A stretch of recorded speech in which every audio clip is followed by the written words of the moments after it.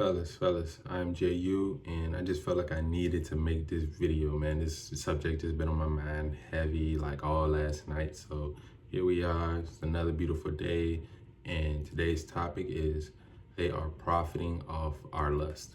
Let's get into it. Now, who is they, and how are they profiting off our lust exactly? I think we all know about the obvious ones that when it comes to the X videos, the hub, the OnlyFans girls, even like the girls on social media and the Instagrams, the Twitters, of course, when we go back through history, there's always like the pimps and the prostitutes. These are all people that have been profiting off our lust. And, you know, a lot of these things have bigger corporations and stuff behind it. And everybody's making money off the fact that, you know, lust, I like to think that there's good in all things, right? And when we hear people talk about lust, it's usually in a negative sense, especially in this space when it comes to like self-improvement and understanding certain things about life in the world. But when you think about lust, it's kind of part of the reason why we're all here, because it's so much entangled when it comes to like attraction and as far as like people even wanting to have sex in the first place. Like, I think deep down we all know that we need to procreate, but having that lustfulness in us, sometimes it helps us want to be more attracted to our partners. And it does get out of control to the point where we have companies like engineering their algorithms and the way they put out their content to use the fact that as men, we do have this lustfulness inside us against us, right? Now, why me specifically? I felt like I needed to make this video because I profited off men's lust before. If you go look at my main channel, one of my most viewed videos is about massages in Colombia, and it's women on the thumbnails. And when you look at the travel space in general, especially like the black travel space, there's a lot of men profiting off men's lust, right? Because if you go to certain places, whether it's Dominican Republic, Colombia, Brazil, Thailand, and you get videos of women and how they look and to interacting with them, and you know, you add a little bit of sexual innuendo into that, it's low-hanging fruit. It's very easy to get a lot of views when you make those types of videos, right? So I felt like it was very important for me to bring awareness to it because I have benefited off it also.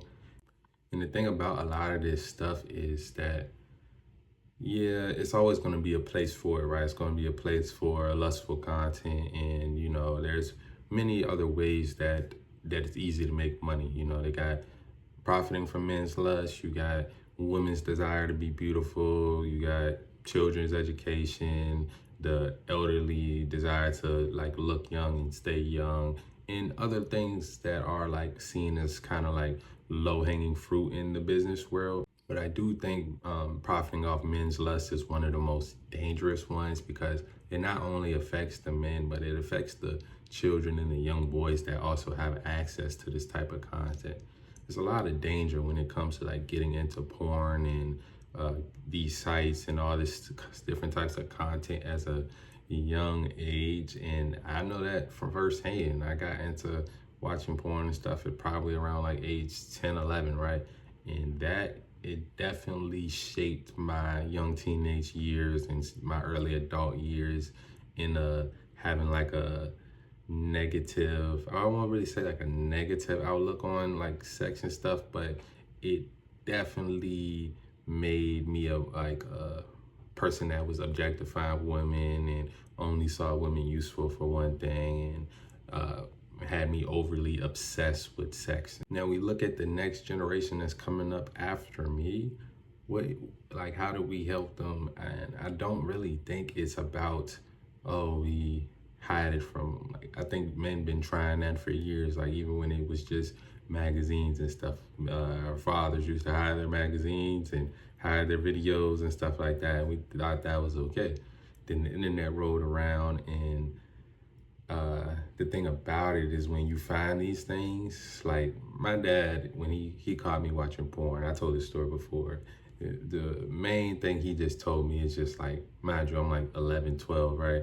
And I was my first time finding stuff on the internet. I'm searching up for stuff that's girls my age at the time, right? So he's like, just don't search up this type of stuff because this can get him in trouble and get the family in trouble because, you know, it's CP at that. Basically, if you do end up finding it, I don't think I found anything like that, but if you do end up finding it, it's like CP, right? So I feel like it's more about teaching our sons the dangers of this stuff and teaching them that you need to not just moderate it, but also understand what it's going to do to you if you do get like too overly obsessed in this like porn and overly sexualized world and looking at all these different girls on social media, TikTok, and you don't want to be the type of guy that's paying for OnlyFans or paying for sex and stuff like that, because it's going to take away from you building your kingdom and your empire as a man as you get older.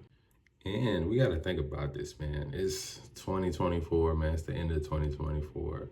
The sex bots are coming, man. The sex bots are coming. Like, we already have toys and all of this stuff. And, you know, like, masturbation is still more so taboo for men than for women, right?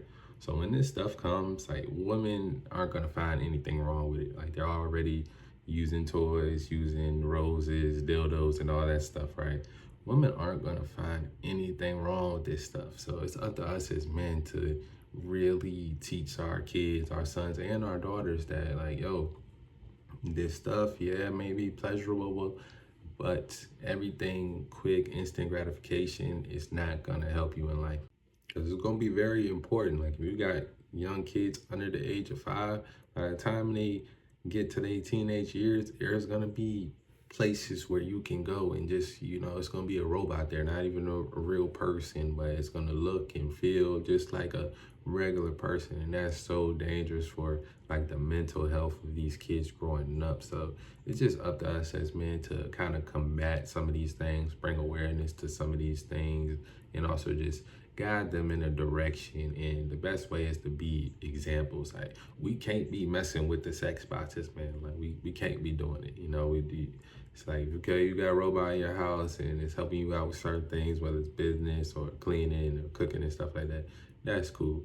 But when it comes to like those, you know, the sex bots and, you know, the ones that's, they trying to make them look as realistic as possible, we gotta just bring awareness about these type of things, because these type of things are coming, and like I said in the beginning, they are profiting off of our lust.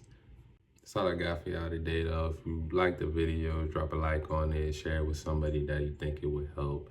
As always, love y'all. I'm out.